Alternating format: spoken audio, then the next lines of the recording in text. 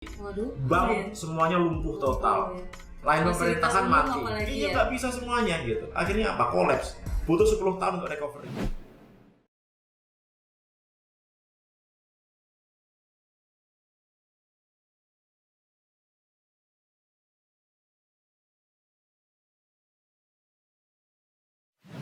Berarti seandainya kalau kayak tadi kita sempat ngobrol yang soal Haikal itu Pak. Ya. Jadi gimana kita mengukur kalau orang ini bisa menjaga sistem keamanan mungkin negara atau sebuah lembaga atau enggak? Gimana ya itu mengukurnya gitu? Gini, ancaman cyber gitu. Ini selalu berevolusi gitu. Jadi teknologi ini selalu berkembang gitu. Kalau zaman dulu orang menggunakan sistem operasinya misalkan Windows 95, Windows 2000, kemudian Windows 7 ya kan, Microsoft Windows 7, sekarang Microsoft Windows 10 gitu. Masing-masing itu punya celah keamanan sendiri-sendiri gitu. Dan teknologi-teknologi yang digunakan itu juga selalu berkembang. Nah, kalau kita tidak bisa mengikuti perkembangan itu, sudah pasti kita akan menjadi korban terus. Gitu. Jadi nggak bisa. Keamanan itu adalah proses. Security is process gitu. Jadi nggak bisa nih sekarang nih, ketika kita mau mengamankan sistem kita gitu, kita beli server yang paling mahal, beli firewall yang paling kuat gitu, hire SDM yang paling hebat gitu. Kemudian kita udah aman, nggak bisa. Sekarang aman belum tentu besok aman. Sama kayak kita inilah sakit lah. Sekarang kita flu nih gitu. Kemudian kita ke dokter sembuh gitu. Minggu depan kita nggak bisa kena flu lagi. Ya bisa. Gitu, sama kayak ini gitu. Jadi ini untuk melakukan pengamanan itu harus terintegrasi mulai dari teknologinya, SDM-nya, polisinya, plus kalau dari pemerintah aturan perundang-undangan yang jelas gitu. Nah itu baru benar gitu. Banyak kok standar-standar keamanan yang bisa kita lakukan. Masalahnya mau apa tidak gitu. Anda sadar tidak bahwa informasi itu bisa menghancurkan organisasi Anda kalau informasi itu bocor gitu. Nah itu banyak yang nggak sadar. Berarti ini kan kita sudah sangat tidak aman nih negara kita dengan segala kelemahannya tadi itu. Pak. Berarti kalau seandainya ada perang cyber mungkin negara kita hancur dong ya. Maksudnya bisa kena dong ya. Kan kata Bapak sistemnya bisa hancur hanya gara-gara internet. Ingat nggak di tahun 2017 kita ada terdadap oleh malware namanya WannaCry. WannaCry, setelah itu Nopetia. Nah saat itu kenapa kita terdadak? Karena malware ini bisa masuk ke semua komputer tanpa bisa ditahan oleh antivirus. Jadi antivirus apa aja nggak bisa. Karena sistemnya adalah zero day malware. Zero day malware itu adalah malware yang belum ada antinya. Jadi walaupun sistem operasi kita ini di-patch dengan sistem operasi yang paling baru gitu, kemudian antivirusnya di-patch dengan update database yang paling baru gitu, nggak bisa menahan serangan ini gitu. Akibatnya apa? Begitu kena serangan ini, semua isi komputer kita terenkrip. Jadi data-data nggak bisa kita baca semua. Hilang. Akhirnya lumpuh, nggak hilang tapi lumpuh. Kalau kita mau buka, kita harus minta key-nya untuk buka dan kita harus bayar. Satu kan dibilang bayar $2.500, kita kasih key-nya gitu. Walaupun ternyata akhirnya itu bohongan, ternyata dia nggak ngasih key walaupun kita bayar. Gitu. Padahal dibayar. Nah, targetnya sebenarnya saat itu adalah IP block di Rusia. Jadi karena di Indonesia ada beberapa menggunakan VPN Rusia, akhirnya kena juga gitu. Yang jadi masalah di sini adalah, misalkan ini WannaCry ini adalah salah satu cyber weapon. Cyber weapon itu adalah senjata yang bisa digunakan untuk melakukan penyerangan di dunia cyber. Jadi ada senjatanya gitu. Ada senjatanya gitu. Ini kayak perang konvensional gitu. Nah, ketika orang menggunakan cyber weapon yang pas gitu, contohnya adalah ransomware WannaCry ini gitu. Kemudian dilanjutkan oleh Nopetia. Kebayang nggak kalau misalkan seluruh komputer se-Indonesia ini dihajar sama malware ini, jebret? Seluruh ya. Komputer di bank mati, komputer di pemerintahan mati, komputer di bandara mati, komputer di PLN mati, semuanya mati semua. Apa yang kita lakukan? Nggak bisa, kita punya duit, nggak akan bisa kita gunakan karena begitu kita masuk ke bank, seluruh komputer bank rusak. Jadi bank ada duit, nggak tahu duitnya siapa itu. Kita mengambil duit di ATM, nggak bisa. ATM juga dari komputer. Gitu. Listrik sekarang dikontrol semua oleh komputer. Begitu malware ini, listrik mati. Karena gara-gara komputer nggak bisa kontrol. Bandara mati total, pelabuhan mati, kereta juga sistem sinyal dikontrol oleh komputer, mati total semuanya. Kita mau belanja di Alfa atau di Indomaret nggak akan bisa. Gimana mau kita bayar? Gitu? Apalagi ketika kita sekarang digalakkan cashless society, ya kan? Artinya apa? Artinya nantinya kita nggak pakai duit cash lagi untuk bayar, kita pakai duit digital. Gitu. Kebayang nggak? Kita punya duit tapi kita nggak bisa ngambil duit kita. Kita mau beli makan tapi kita nggak bisa. Transaksi apapun gagal bisa, karena ada akhirnya, internet dan gitu. listrik dan semuanya. Itu bisa bikin negara kita chaos kalau kita serang itu. Itu kayak kalau film tuh kiamat sudah dekat judulnya. Dan ini sudah terjadi. Udah nggak bisa ngapa-ngapain. Percaya nggak? Ini sudah terjadi. Gitu. Jadi di tahun 2007 itu ada negara namanya Estonia. Iya. Pecahannya Uni Soviet gitu, pecahannya Rusia gitu. Dia saat itu sudah terintegrasi semua infrastruktur pemerintahannya. Sudah link, teknologinya sudah cukup hebat gitu. Sistemnya bagus. Sistemnya hebat, interkoneksi gitu, semuanya dikontrol menggunakan internet gitu kan. Begitu dia bermasalah dengan satu negara besar gitu, dia dihajar. Hancur itu negara, hancur lebur, bener, runtuh negaranya gitu. Lampu lintas mati total, listrik mati. Saat itu musim dingin, pemanas mati. Bank semuanya lumpuh total. Lain pemerintahan mati. Iya nggak bisa semuanya gitu. Akhirnya kolaps. Butuh 10 tahun untuk recovery negara itu. 10 tahun ya. Padahal dia termasuk negara hebat. Gitu. Kita sudah mampu belum? Gitu. Kita mau bikin cashless society sudah mampu belum kita untuk mengamankan diri kita sendiri? Kebayang nggak kalau misalnya kita nanti nggak bawa duit cash? Kalau misalnya terjadi serangan ini apa terjadi? Nggak bisa makan kita, mau beli gimana? Nasib aja di rumah berarti ya. Oleh karena itu keamanan cyber, keamanan informasi ini penting sekali, gitu. Karena ini efeknya sebenarnya ya kalau saya bilang gitu, ini lebih parah daripada perang konvensional. Kenapa saya bilang gitu? Kalau misalkan ini Jakarta dibom nuklir nih. Kita perang sama Malaysia dibom jeger gitu. Oke, Jakarta hancur udah pastilah gitu. Serpong ya kena lah gitu. Bekasi masih ada hidup sedikit lah gitu ya kan. Bandung masih oke, masih paling radiasi sedikit. Tapi Surabaya sehat-sehat aja, nggak ada masalah gitu. Kalimantan sehat-sehat saja gitu. Jadi negara ini nggak hancur gitu. Misalnya nggak hancur semua gitu. Kalau serangan cyber ini digunakan untuk menyerang Indonesia, serentak komputer se-Indonesia mati. Di komputer itu tidak hanya komputer loh ya, termasuk handphone, ini komputer juga ini. Semua handphone, semua komputer, semua sistem mati total semua. Apa yang terjadi? Chaos kita. Nangis ya, nggak tahu mau ngapain. Bener. Gitu, infrastruktur kritis kita diserang gitu, habis gitu, nangis kita. Gitu. Nah kita nggak sadar di situ. Bapak udah sering nyampein ini biasa diundang sama pemerintah juga kan ya Pak? Loh, saya sampai berbusa-busa ngomong gitu. Nah cuma masalahnya kan ini balik lagi ke ini awareness, security awareness pimpinan kita yang kita perlukan gitu. Contohnya misalkan di Indonesia ini kan kita ini saat ini tergantung dengan platform-platform asing, ya kan? Kita dikasih gratisan Facebook, media sosial, Instagram, Twitter, email Google, ya kan, cloud dan lain-lain. Kita semua dikasih nih, gratis, pakai bebas gitu, nggak usah bayar gitu. Cukup kasih data yang. Ya fungsinya apa? Fungsinya adalah mereka sebenarnya mau menguasai kita gitu. Mereka tuh mau menjajah kita kalau saya bilang gitu. Tapi kita ini dijajah dengan bahagia, tertawa-tawa, bersukaria. Dan kita menggunakan itu gitu.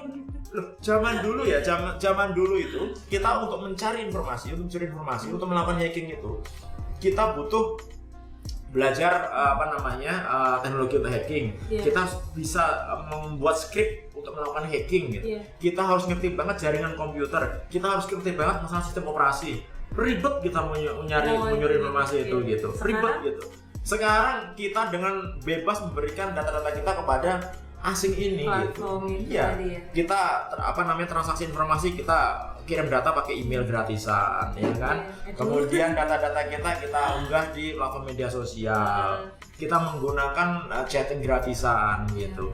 Akibatnya apa? Ya mereka nggak usah melakukan hacking Indonesia. Kita ini udah ngasih mereka gitu. Kita udah sukarela ya. Jadi kita ini sebenarnya dijajah, cuma kita ini nggak sadar bahwa kita dijajah gitu.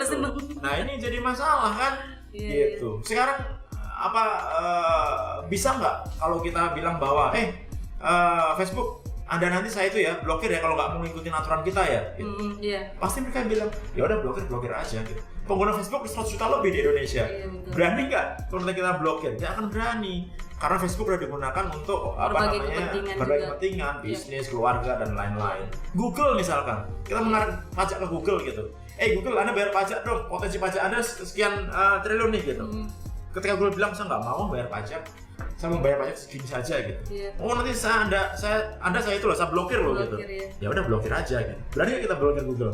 Nggak akan berani. Kita semua di situ. Handphone kita sekarang pakai apa? Android banyak. Gitu. Daftarnya pakai Gmail. Email pakai Gmail. Kampus-kampus kita sekarang disupport semua oleh si Google ini. Gitu. Kalau layanan dimatikan apa? Mati total semuanya gitu. Jadi nggak mandiri kita. Jadi mereka masih bisa neken kita. Makanya ketika kita minta agar Facebook, Google bikin server untuk orang Indonesia di Indonesia, mereka sampai nggak mau ya. Gitu. Bayar pajak nggak mau saya, gitu. Dan kita nggak bisa melakukan apa-apa. Di situ ya tadi. Jadi kedaulatan cyber kita ini nggak ada sebenarnya di Indonesia. Pemerintah nih harusnya memiliki kemampuan gitu, feature untuk meminta platform over the top itu ketika terjadi misalkan ada akun yang dia melakukan uploading informasi-informasi yang hoax gitu atau memecah belah bangsa gitu. Harusnya kan bisa nih kita minta ke Facebook, tolong dong ini take down gitu. Dia bikin ribut di Indonesia gitu. Harusnya kan bisa pemerintah dong gitu. Tapi Facebook masih enggak. Tergantung kemauan Facebooknya kan kalau mereka. Dia mau mendeteksi gitu. Iya gitu. Ya akhirnya apa? Kita nggak mandiri. Kita ini sebenarnya sudah, kalau menurut saya sudah terjajah gitu. Nah, cara untuk melawannya gimana? Harus mandiri. Nah, masalahnya kita ini nggak mandiri. Kita ini banyak orang pintar di Indonesia gitu. Bahkan saat itu Pak Presiden membuat arahan 1000 startup kan gitu. Nah harusnya kan ada tuh yang bisa bikin media sosial lokal Indonesia, kemudian bikin chatting versi Indonesia. Itu kayak negara lain kayak Cina gitu ya Pak. Nah iya. Sistem sendiri. Medsos Cina sendiri. Untuk hal ini Cina perlu kita contoh gitu. Untuk hal ini ya gitu. Untuk hal teknologi ini ya gitu. Cina itu mereka sudah mandiri gitu. Sehingga ketika terjadi penetrasi asing gitu. Facebook mau masuk ke Cina gitu. Oke, nggak apa-apa, silakan nyari duit di Cina gitu. Tapi saya mau Anda pasang server di sini. Anda harus ikuti kebijakan pemerintah kita gitu. Ketika Facebook nggak mau, apa yang terjadi? Ya udah, Anda pergi dari sini gitu. Emang Cina mati? Enggak. Dia punya platform yang nggak kalah sama Facebook gitu. Ketika Google masuk, dia bilang oke. Tapi Anda harus kerjasama dengan pemerintah gitu. Google nggak mau, nggak bisa masuk ke situ. Tinggal diusir ya. Tinggal diusir gitu. Dan mereka bisa kuat gitu. Nah kita harusnya seperti itu juga. Kalau enggak kita ini akhirnya jadi jajahan asing terus dan kita tidak bisa berbuat apa-apa. Ingat nggak dulu ketika kasus ada 61 juta akun Facebook yang dicuri di Cambridge Analytica gitu. Kemudian ada 1 juta lebih data orang Indonesia. Nah kita mau ngirimkan Polri mau ngirimkan, saya ikut dong investigasi ini. Dan Facebook bilang apa? Nggak usah, biar kita urus sendiri gitu. Gitu, nggak boleh kita ikut-ikutan.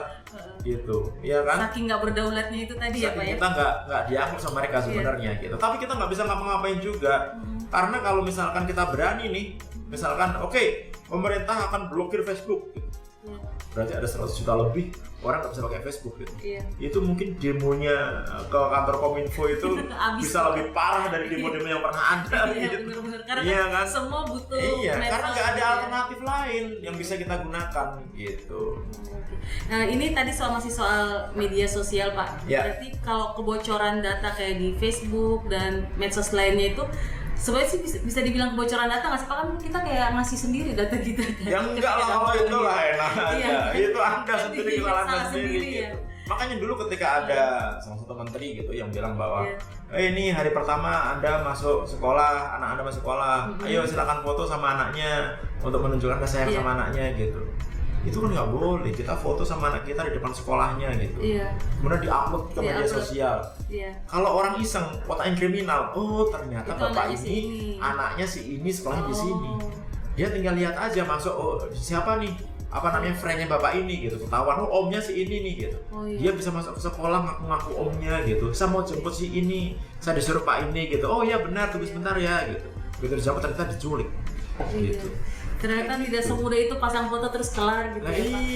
iya. Bisa terjadi banyak hal. Otak kriminal juga sekarang semakin berkembang gitu. Dengan data yang sedikit aja dia bisa mengembangkan menjadi kejahatan yang luar biasa. Gitu kalian. Rumit ya, kita cuma tahu main Instagram aja, nggak tahu betapa rumitnya itu. Nah Pak, ini tadi kan kita ngomong soal media sosial, kan banyak orang belum cukup aware untuk menjaga privasi ketika menggunakan media sosial juga. Kira-kira ada nggak sih Pak kayak kita tahu media sosial kita ini apa di-hacker, selain kalau di-hack kan kadang kayak hilang. Paling kan yang kita tahu itu gitu. Ada nggak sih cara kita mengetahui kalau ini tuh kayaknya kita lagi entah disadap atau dihack gitu untuk media sosial? Jadi begini, kalau kita berbicara masalah medsos gitu, ini kan pemilik platformnya adalah perusahaan-perusahaan besar gitu. Yang rata-rata sebenarnya mereka sudah aware terhadap security gitu, ya kan? Misalkan Instagram, Facebook gitu. Walaupun si pemilik Facebooknya sendiri tidak aware gitu, karena beberapa kali akunnya bisa dihack sama orang kan gitu. Tapi banyak orang-orang pintar di sana yang melakukan pengamanan yang cukup terhadap platformnya gitu. Jadi cukup sulit sebenarnya orang melakukan take over akun kita gitu, kecuali karena kecerobohan kita sendiri. Contoh kecerobohan kita sendiri itu misalnya begini. Kita dikirimin SMS atau dikirimin email gitu, link gitu misalkan. Ini ada video terkait anggota DPR sedang berdua dengan mahasiswa di Bali gitu. Iya kan? Terus kita klik. Kemudian kita pasti tertarik nih gitu. Kemudian begitu kita klik, ternyata kita masuk ke page-nya Facebook gitu. Seolah-olah page-nya Facebook. Padahal sebenarnya itu bukan. Itu adalah web yang seolah-olah dimirip-miripkan dengan Facebook. Namanya itu phishing gitu. Akhirnya kita memasukkan username kita memasukkan password kita, data-data kita. Begitu kita klik ya, ternyata kita di forward ke page yang kita nggak jelas lah gitu. Tapi saat itu juga kita udah diambil, akun kita udah diambil. Begitu akun kita diambil gitu, kemudian dia bisa login ke akun kita, dia bisa mengganti verifikator akun kita gitu, emailnya nanti diganti, passwordnya diganti, semua diganti sehingga bisa di take over gitu. Nah kalau dari take over, kalau kita mau request lagi akan ribet, bisa tapi ribet gitu, kita harus report ke Facebook dan lain-lain begitu. Akhirnya diambil alih. Kemarin baru juga ada teman wartawan dari salah satu radio gitu, media gitu, bilang ibunya di take over ininya Facebooknya gitu. Kemudian friends-nya itu dikirimin message untuk minta uang gitu, minta pulsa. Yang jadi masalah adalah bukan dikirimkan ke nomor yang beda, tapi dikirimkan ke nomor ibunya itu. Artinya apa? Itu digunakan karena ibunya punya posisi di Jawa Tengah gitu. Digunakan untuk melakukan mematikan citra lah gitu. Iya kan? Jadi dianggap seolah-olah bener ibu ini minta duit gitu, ya kan? Jadi ketika akun kita di take over, banyak yang bisa dilakukan, hal-hal negatif bisa dilakukan gitu. Nah, bagaimana kita bisa tahu? Ya pertama tadi kita nggak bisa lagi mengakses akun kita gitu. Salah satunya. Nah kemudian kalau misalnya medsos kita masih bisa kita akses gitu, biasanya kita ngira baru ada aktivitas yang mencurigakan. Kok ada yang pernah login menggunakan device lain gitu. Kan sering ada pemberitahuan. Iya, pemberitahuan. Akun Anda ini ada suspicious login nih gitu. Ada yang login tempat lain, bener apa enggak? Kadang-kadang kita nggak peduli gitu. Akhirnya kita bilang, ya nggak apa-apa lah gitu. Itu aku kayaknya. Iya, kayaknya aku siapalah gitu, ya kan. Nah, ketika kita tidak peduli terhadap apa yang terjadi di dalam akun kita gitu, ya pasti kita akan menjadi target untuk mungkin dimata-matai gitu, ya kan, atau dimonitoring kayak gitu, atau mungkin dia melakukan hal-hal yang jahat negatif menggunakan kita gitu. Oleh karena kita harus hati-hati gitu. Atau misalkan hanya mereka pengen tahu kita aja gitu. Jadi kayak bisa orang, kayak contoh kita punya akun Instagram terus kita kunci, itu mereka bisa aja ngebuka gitu Pak? Ya dengan cara yang benar gitu, bisa sebenarnya gitu. Oleh karena itu harus hati-hati benar. Jangan sampai kita sembarangan klik link gitu yang ternyata kira-kira itu adalah phishing gitu. Nah kalau kita tidak aware terhadap itu, ya pasti orang bisa masuk ke akun kita gitu. Berarti kalau ada orang mengirimkan link ke WhatsApp tuh, seandainya kan kadang suka terlanjur ngebuka nih Pak. Iya. Nah, terus itu apa yang harus kita lakukan kalau udah terlanjur ngebukanya? Kalau link tersebut isinya adalah malware, begitu kita klik, sebenarnya dia bisa digunakan untuk menginstal malware itu ke handphone kita, ke device kita. Kalau terjadi, kita nggak bisa ngapa-ngapain, karena sudah terlanjur masuk. Paling apa namanya garda kita gitu, pertahanan kita adalah kalau kita pasang anti malware di handphone kita, pasang antivirus di handphone kita gitu, sehingga ketika kita klik apa namanya link yang isinya malware akan terdeteksi sehingga akan dihapus gitu.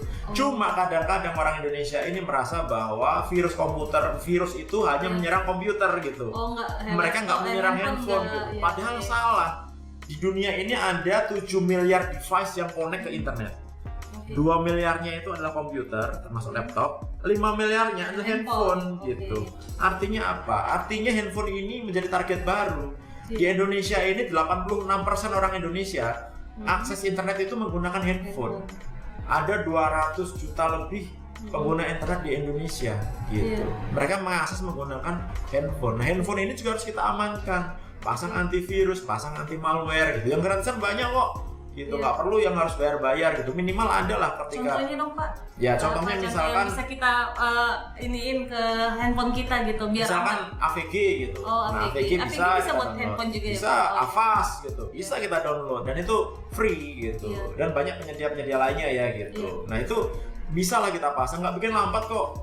Dikit bikin lambatnya dikit gitu, tapi dia nggak akan bikin lambat total. Tapi itu membuat handphone kita lebih aman gitu. Terus kalau kadang kan kalau kita mengakses internet dengan HP kita kan sekarang suka sering muncul ini HP Anda belum kemasukan virus, tapi itu kan kita belum ada antivirus nih, tapi sudah ada pemberitahuan di internet itu jebakan. Itu jebakan. Itu phishing. Jadi kalau kita masuk dalam satu web gitu, tiba-tiba ada pop up gitu. Handphone Anda kena virus gitu, atau misalkan gitu. Anda termasuk yang terpilih menjadi pemenang di sini gitu, ya pasti itu nantinya akan masang malware di handphone kita. Minimal dia pasang malware untuk iklan gitu, sehingga dia pop up terus kita buka apa aja pop up gitu, mengganggu kita gitu. Nah kalau lebih isengnya lagi gitu, kalau orang bikin malware gitu, dia bisa digunakan untuk mengontrol handphone kita. Jadi bukan hanya ngambil data, bukan hanya ngirim pop up yang nggak jelas gitu, tapi dia bisa digunakan untuk mengontrol handphone kita. Kalau handphone kita harus dikontrol, semua isinya gambar, video, file gitu. Akun sekarang semua kita simpan di handphone kan. Akun m-banking, rekening bank gitu. Bahkan kamera ini bisa kita kontrol dari jarak jauh. Jadi kalau kita mau hidupin kamera bisa gitu, tanpa kita sendiri tahu. Dalam kondisi mati gini, dalam kondisi mati nggak ada apa-apa, kita bisa kontrol kamera, kontrol mic gitu. Jadi kita ngobrol gini, kalau orang iseng udah masih malware, dia bisa dengerin kita gitu. Tanpa kita ketahui dan tidak ada aktivitas di handphone kita. Gitu. Jadi sebaiknya semua pengguna smartphone tuh harusnya dia punya antivirus di handphone. Pasang lah antivirus lah di handphonenya gitu. Apalagi ketika kita melakukan transaksi keuangan di dalam menggunakan handphone kita, pasang lah. Gitu. Kayaknya aku korban banget semua karena kita nggak punya. Aktifkan two factor authentication di semua akun-akun yang kita miliki. Apa tadi namanya? Two factor authentication. Jadi autentikasi 2 langkah gitu, yang bisa kita gunakan untuk mengamankan akun-akun kita. Contohnya WhatsApp nih. Kan banyak cerita nih sekarang teman-teman kita.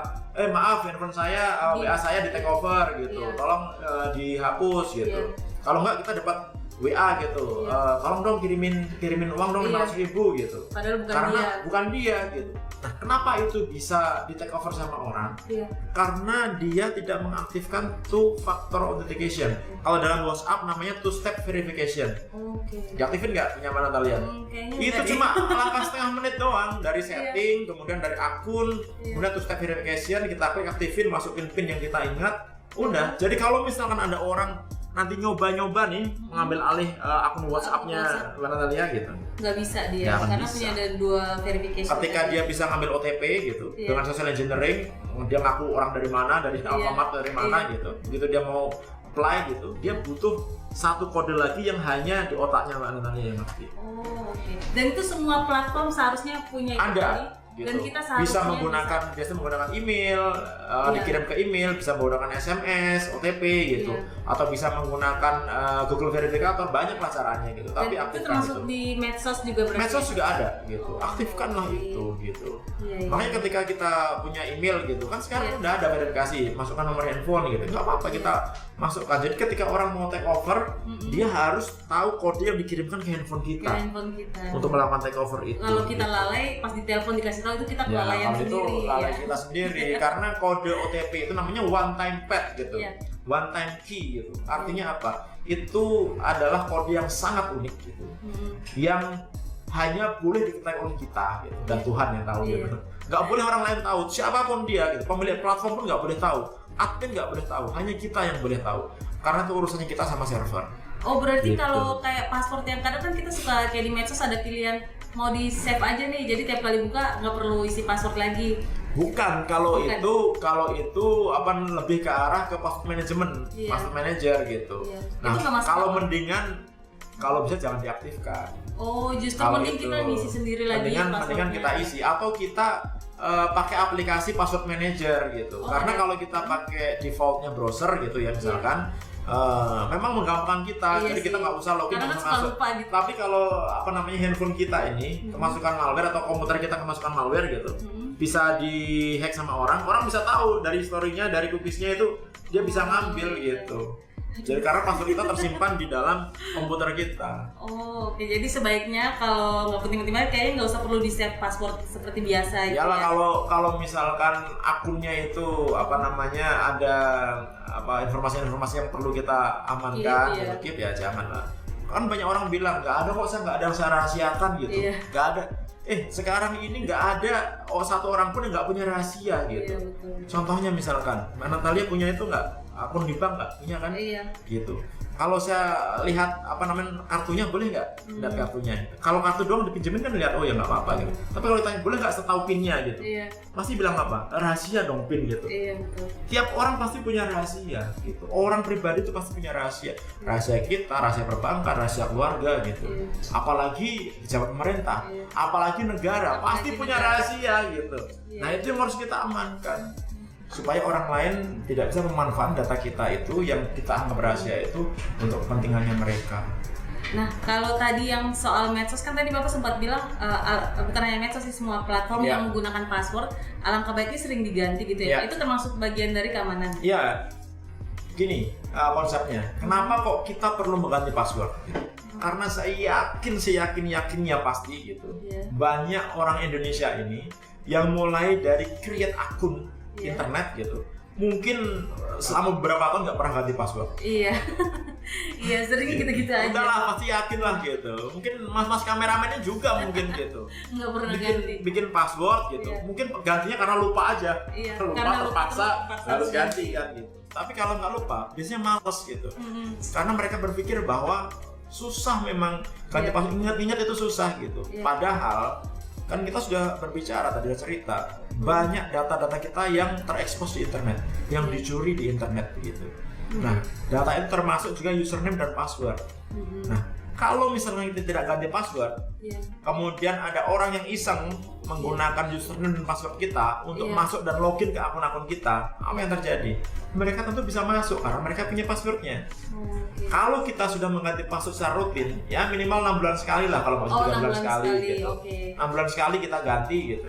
Jadi pada saat orang ini mau nyoba-nyoba masuk ke akun kita, dia nggak akan bisa karena kita sudah mengganti passwordnya gitu loh. Tiap 6 bulan sekali lah setidaknya ya minimal 6 bulan sekali, karena kalau saya sih yakin gitu, data-data kita ini sudah bocor semuanya gitu. Contohnya Tokopedia itu kan juga termasuk passwordnya juga bocor. Gitu. Nah, kalau tadi kan selain yang ganti password, terus harusnya nggak boleh ya Pak, saya punya Facebook nih, passwordnya sama Instagram gitu, nggak boleh? Harusnya sih jangan ya. Oh, gitu. Harusnya justru harusnya jangan. Kenapa? Karena kalau misalkan Facebook sama Natalia nih diambil sama orang gitu. Nah dia tahu punya Instagram juga. Karena nih. Ada email. Dimasukin juga gitu. Ada emailnya juga nih dimasukin juga gitu. Akhirnya semuanya bisa di take over, semuanya akun-akun kita gitu, ya kan. Nah kalau bisa setiap akun tuh berbeda. Nah kemudian timbul pertanyaan, ngapalin satu passwordnya susahnya minta ampun itu masalahnya gitu. Pak, makanya aku samain Bagaimana kita mau bikin password yang banyak kan gitu kan gitu. Nah, ada fasilitas namanya password manager. Itu gitu. Aplikasi itu bisa bisa standalone, bisa offline gitu, ada yang online gitu. Banyak yang memberikan feature ini gitu. McAfee gitu, misalnya dia juga ngasih gitu. Okay. Nah, kita bisa menyimpan password kita di password manager ini. Jadi gitu. kalau kita lupa bisa lihat di situ. Kita bisa lihat, cuma butuh satu master password. Begitu kita buka, di situ ada password kita nih. Apa nih? Password ke Facebook, password ke Instagram, password ke email, password ke cloud gitu. Semuanya ada di situ. Dan kita bisa bikin secure gitu. Jadi kita nggak perlu ingat-ingat, kita cuma perlu ingat satu password aja gitu. Tapi password yang lain kita taruh di situ gitu. Jadi tinggal kalau masuk tinggal kita klik, dia langsung copy gitu. Iya, lebih simple sebenarnya, tapi secure gitu. Nah itu feature itu harusnya mulai digunakan gitu. Berarti kita harus mulai gunakan sama sekali ini ya. Oh ternyata ini ya kompleks sekali masalah ini. Nah ini terakhir nih Pak ya, setelah tadi kita membahas banyak hal dan tadi Bapak kan ngaku sudah berbusa-busa ngasih tahu ke pemerintah. Nah ini pertanyaan terakhirnya, pesan lagi nih untuk pemerintah biar segera aware terhadap keamanan cyber kita. Yang pertama adalah kita harus, menurut saya pemerintah harus menempatkan keamanan cyber ini menjadi prioritas negara gitu. Kenapa? Karena percuma kita punya teknologi yang canggih, punya e-government yang hebat, punya banyak lembaga dengan layanan elektronik yang mumpuni gitu, tetapi tidak melakukan keamanan yang maksimal. Tidak membuat keamanan yang maksimal gitu. Ingat dulu ketika tahun 2014 saya jadi ketua tim IT KPU dari Lembaga Sandi Negara gitu. Itu setelah kita MOU dalam waktu 36 menit itu bisa kita take over semua sistem KPU. Dalam waktu take over itu artinya kita bisa mengambil alih semua server yang ada. Jadi kita bisa bikin TPS suka-suka kita. Kita bisa bikin penambahan logistik suka-suka kita gitu. Kebayang nggak kalau misalkan itu diambil sama orang gitu, dilakukan sama orang. Saat itu kita undang teman-teman dari Komisi 1 DPR gitu, kita demokan live gitu. Begini lemahnya sistem kita gitu, ya kan? Nah, artinya apa? Kita ini terbiasa membuat sistem yang mahal gitu, hebat, kompleks gitu, tapi kita lupa bahwa itu perlu diamankan gitu. Oleh karena itu pengamanan ini harus menjadi prioritas, sehingga tidak ada lagi nanti kebocoran data, kemudian web dihack dan lain-lain. Kemudian yang kedua, masalah literasi digital. Nah ini menurut saya adalah hal yang sangat krusial di Indonesia. Kenapa? Karena penetrasi internet di Indonesia ini sudah sangat luas sekali, gitu. Artinya hampir semua orang Indonesia nanti akan terkoneksi di internet. Apalagi kemarin kita baru mengalami 5G gitu ya kan. Kita baru punya 5G gitu. Nantinya internet itu jadi kehidupan sehari-hari. Apalagi di era pandemi ini gitu. Semua orang yang dulunya pakai komputer internet itu kayaknya susah gitu. Sekarang mendadak bisa. Sekarang semuanya bisa. Ibu-ibu semuanya bisa. Anak-anak semua sekolah bisa. Gitu. Dan kita tahu bahwa sekarang anak-anak kita ini sudah bisa connect ke internet mulai dari mereka masih usia kecil. Balita juga udah TK aja mereka udah bisa gitu. Dan mereka bisa searching sendiri loh. Padahal di internet itu, kalau kita tahu sebenarnya 95% informasi di internet itu adalah informasi yang nggak benar. Gitu. Nah, kalau adik-adik kita, anak-anak kita ini, dia mendapatkan informasi yang nggak benar, akhirnya apa? Pengetahuan jadi pengetahuan nggak benar. Belum lagi masalah etika, masalah norma gitu, ya kan? Akhirnya banyak hoax gitu, hate speech dan lain-lain gitu. Itu karena mereka tidak ngerti bahwa hidup di dunia maya itu harus seperti hidup di dunia nyata gitu. Ada tata kramanya gitu. Nah ini kan perlu diajarkan. Oleh karena itu Menteri Pendidikan menurut saya penting sekali gitu untuk membuat kurikulum di sekolah, mewajibkan gitu bahwa ini perlu anak-anak kita nih, bahkan mulai dari PAUD gitu. Pendidikan berkehidupan di dunia maya gitu. Supaya apa? Supaya nggak terhadap. Ingat nggak dulu ada anak SMK umur 17 tahun gitu, perempuan, kelihatan biasa-biasa saja gitu, pulang sekolah, masuk kamar, ternyata dia mengontrol menjadi admin 17.000 member, ya kan, orang seluruh dunia tentang pornografi anak gitu. Kita nggak mau kayak gitu terjadi. Betul. Oleh karena literasi digital ini penting gitu. Pak Menteri tentu nggak bisa kerja sendiri. Kominfo nggak bisa kerja sendiri, butuh peran serta masyarakat, akademisi, guru dan lain-lain gitu. Dan lembaga-lembaga yang terkait dengan itu. Nah ini penting gitu. Kemudian yang ketiga adalah segera buat aturan-aturan yang bisa melindungi masyarakat. Contohnya misalkan undang-undang perlindungan data pribadi gitu. Kan sekarang ini mentok nih antara pemerintah dengan DPR gitu. Gara-garanya cuma simpel sebenarnya. Ini ada Komisi Perlindungan Data Pribadi gitu. Ada di bawahnya siapa? DPR maunya di bawah DPR maunya independen gitu, lembaga sendiri. Pemerintah maunya di bawahnya Kominfo gitu. Jadi itu masih diperdebatkan. Iya, jadi nggak jalan-jalan gitu. Padahal ini adalah kebutuhan vital kita.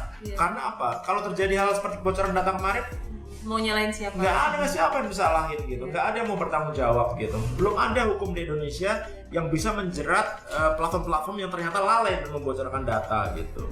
Ya kan, nah ini menurut saya perlu dibicarakan lagi lah gitu. Takutnya nanti ini telat nih, kan masa sidang DPR itu kan ada waktunya, ya kan.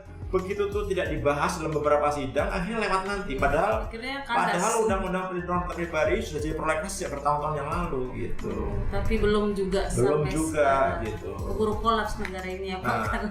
Oleh karena itu perlu adanya peraturan undang-undangan itu gitu. Nah kemudian juga pengaturan terhadap platform-platform e-commerce, platform-platform media sosial itu menurut saya juga perlu untuk segera dilakukan lebih baik lagi gitu, sehingga kita ini memiliki kedaulatan lah gitu dalam bidang cyber, dalam bidang informasi gitu.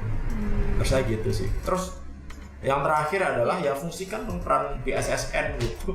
Ini kan kesannya kayak mati suri gitu. Ini gimana nih gitu, masyarakat sekarang diminta untuk go online gitu, semuanya UMKM diminta untuk online gitu, tapi belum ada jaminan keamanan terhadap mereka gitu, sehingga akhirnya menjadi target terus-menerus gitu mereka itu. Gitu. Dan masyarakat nggak sadar juga kalau sedang jadi korban. Nggak sadar gitu. Bahkan kalau misalnya kita lihat sekarang data-data yang bocor itu dijual di platform-platform e-commerce kita gitu. Jadi kalau sekarang kita mau nyari, saya mau membeli data rekening bank yang nilainya di atas 2 miliar gitu. Bisa sekarang. Ada ya Pak? Ada dijual.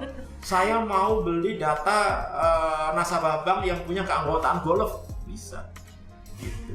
Ini udah sangat masif ini kebocoran data ini gitu. Menurut saya harus segera ditertibkan. Oke, gitu, baik Pak. Pertama terima kasih banget. Ini semoga Bapak nggak capek ngasih tahu imbauan untuk pemerintah dan tetap sukses berkarya di dunia persandian ini dan nggak bosan juga nih ngasih tips-tips untuk masyarakat yang lagi keranjang. Kita belum bahas loh bagaimana kita melakukan pengamanan dari sisi personel kita gitu dari masyarakat. Nanti lagi ya Pak ya. Terima kasih banyak dan sehat-sehat selalu ya Pak. Terima kasih Mbak. Dan untuk viewers jpnn.com dimanapun kalian berada, tetap untuk selalu jaga kesehatan kalian di masa pandemi dan jangan lupa saksikan podcast jpnn.com bersama saya pekan depan. Dadah.